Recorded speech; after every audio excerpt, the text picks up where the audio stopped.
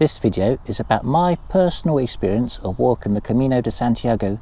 I realise that people don't want to watch other people's holiday videos, so I'll try and include some useful information at the same time.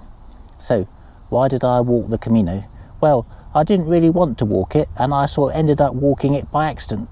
At one time, I used to go off to Europe cycling for 5 or 6 weeks at a time. Scotland, Spain, France, Scandinavia, and in 5 or 6 weeks on a bicycle you can easily travel 2,500 or 3,000 kilometres, which if you cycle that long in a straight line, you end up in St. Petersburg or on the border of Iran, which sounds very exotic, but then you've got the trouble of getting yourself and your bicycle home again. So I used to go in a big loop, and which meant I was dependent on the ferries, because with a bicycle loaded with camping gear and compressed explosive gases, it's much easier to take them on a ferry, on a ship, than it is to take them on an airplane. So that's what I used to do. So I decided I was in a bit of a rut. I should go on another one of my cycling adventures. But the trouble is, they can be quite arduous. So to make it worthwhile, you have to go somewhere new and exciting, not just on the same old boring loop that you've done before. Anyway, I couldn't think of anywhere, so to force myself, I booked a ferry to Spain, because it's quite a good one that goes from Portsmouth to Santander in Spain. And I booked them 6 weeks apart, and I thought, well, that'll be long enough when I'm there. And because I've booked the ferry, I have to go now, so there's no getting out of it. So why did I choose Spain? Well, of all the places that I've cycled in Europe, Spain to me seems like a real wilderness. In the Cantabrian mountains there are bears, there are storks all over the north of Spain, and in the north of Spain there are about 2,000 wolves. It's easy to get to by the ferry. The ferry is good value for money, and I do know some Spanish, some very basic Spanish, if you've watched my Spanish lessons, so that makes it easier. And beautiful climate, good value for money, the people are very simpatico, so that's why I chose Spain. So I've booked the ferry. Now I have to look at a map and try and plot a route to cycle. I didn't know about the Camino from, previous research, so I thought, well, maybe I could cycle that to start off with, and that's about 800 kilometres. That might take 10 days, and there'll be a bit of cycling to get there and a bit of cycling to get back, or maybe cycle around other parts of Spain at the same time.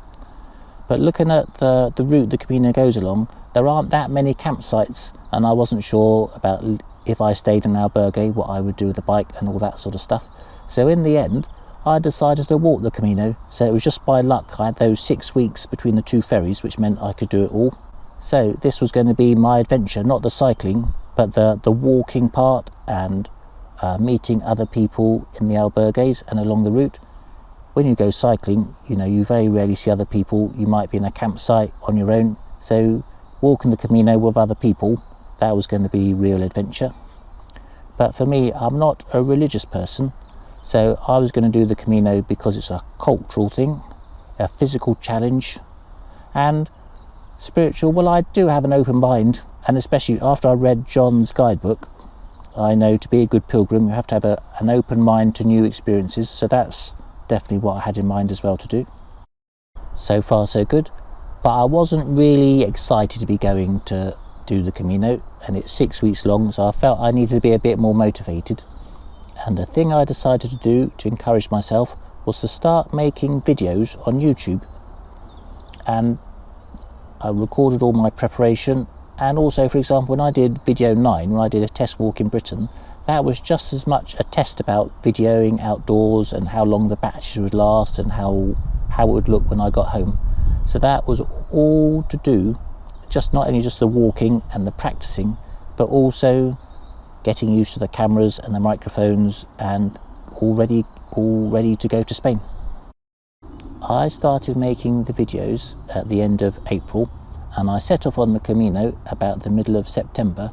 So that's 4 months of preparation and thinking about it, and eventually I did start to look forward to doing the Camino. And that last week before setting off, I found that very intense, because you're leaving behind your friends and family. You've got to make sure your house is going to be okay with a neighbour looking after it. So it's all done. all the research and analysis is over, my rucksack is packed, and tomorrow I set off for the Camino de Santiago. Normally when you go on holiday, people worry about oversleeping and missing the plane or leaving their passport behind. When you do the Camino, you know you've got a lot of preparation what you're going to take with you, and you've got no spares, so if you leave anything behind, that's a real problem. Especially if you're making videos about it on YouTube, and you know people think you're going to do the Camino and you wake up late and miss the ferry and can't go after all. That really would have been a disaster, although it would have been quite funny. But anyway, I made it onto the ferry. It took me 2.5 days from leaving home to arriving in Saint-Jean-Pied-de-Port. It was half a day on the train to get to the port, 24 hours on the ferry, and another day on buses from Santander to Saint-Jean-Pied-de-Port. The trains in Britain, they're quite good, they're quite reliable, they're becoming more modern. I think they're more expensive than they are in other parts of Europe, but still, if you're visiting Britain, going by train, that's a good thing to do. They go to all the major towns, so it's a good way to get around. The ferry I went on is run by Brittany Ferries. I've used it before. It cost me about £100 each way. You can take your bicycle for £10. The food is very good. Brittany Ferries is a French company and the service is excellent. I stayed in a sleeper seat, so rather than book a cabin, which would be more expensive, you just pay for a seat in a sort of communal room, like being in a cinema. And there's the snoring and all that sort of thing, but that's good preparation for being in the albergues. And they have a shower, it's very good. They have entertainments. When I was there, they had a singer, a magician, and they gave a talk about whales. They had some whale expert on during the afternoon. So it's sort of a bit of a party boat. The Bay of Biscay is famous for being quite rough. So although the ferry is meant to take 24 hours, quite often it's delayed. But they do have free Wi-Fi, so you can email ahead if you're worried the hotel might lock the door without you in it. To get from Santander to Saint-Jean-Pied-de-Port, I think it took 2 or 3 buses, and to get from Santiago back to Santander, that was 1 bus, and all the buses I used were run by a company called Alsa. You can book them online. It cost about €50 to get from Santiago back to Santander.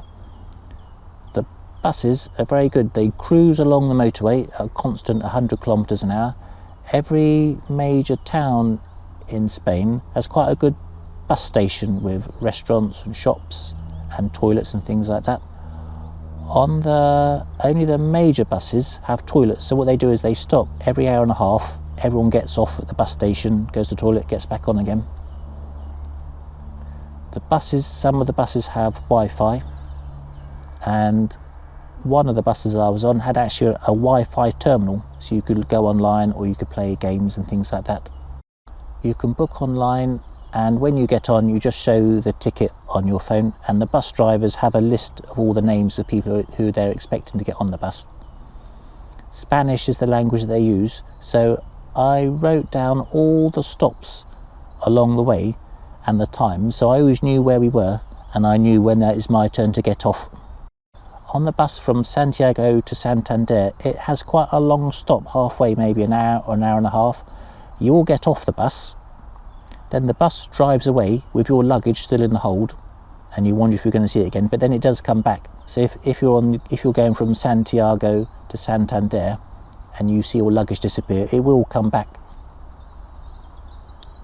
When you get on the bus, everyone queues up with their rucksack, and the bus driver asks you where you're going, because the bus driver will put your rucksack in a particular part of the hold in the bus so that it's easy to get off, and it's all ordered and organised like that.